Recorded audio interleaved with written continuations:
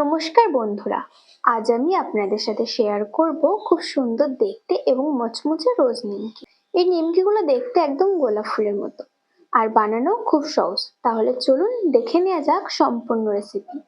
প্রথমে একটি বড় পাত্রে 2 কাপ ময়দা নিয়েছি। এবার এর মধ্যে সামান্য তেল ও নুন দিয়ে মেখে নেব। এবার সবকিছু ভালোভাবে মিশিয়ে নেব। ময়দা হাতের মুঠে চেপে দেখবো, যদি এরকম ভাবে বালির মতো ভেঙে যায় তাহলে ভাববে ময়ামটা খুব সুন্দর হয়েছে।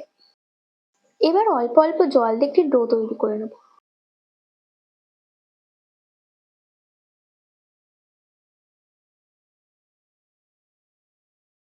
ডো মাখা হয়ে গেলে ওপরে সামান্য তেল মাখিয়ে 15 মিনিট ঢেকে রেখে দেবো। 15 মিনিট পর ডো থেকে সামান্য আকারের কয়েকটি লেচি কেটে নিয়েছি। এবার প্রতিটি লেচি ময়দা দিয়ে বেলে নেব। এবার এই লেচির ওপরে ময়দা ছড়িয়ে দেবো। এবার ছোট ঢাকনার সাহায্যে এরকম গোল গোল করে কেটে নেব।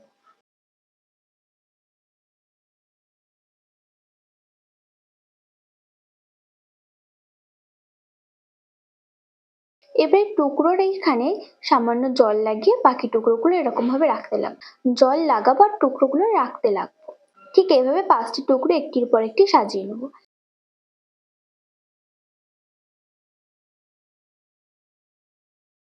এবার ধীরে ধীরে রোল করে নেব। রোল করা হয়ে গেলে মাঝখান থেকে ছুরির সাহায্যে কেটে নেব। কেটে নেওয়ার সঙ্গে সঙ্গে সুন্দর দুটি গোলাপের আকৃতি তৈরি হয়ে যাবে। হাত দিয়ে হালকা করে পাপড়িগুলো ছড়িয়ে দিন। দেখতেই পাচ্ছেন কত সুন্দর লাগছে।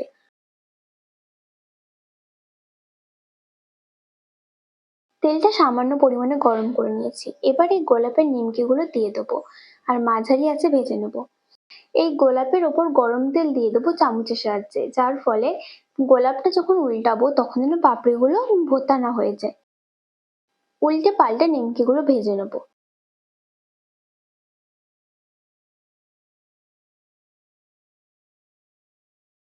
যখন এরকম সুন্দর বাদামি রং চলে আসবে তখন তুলে নেব।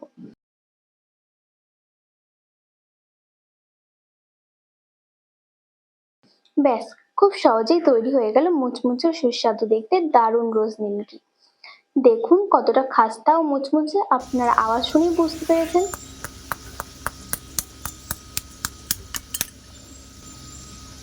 বিকেলে চায়ের সাথে বা অতিথি আপ্যায়নে এই নিমকি সবাইকে মুগ্ধ করবে।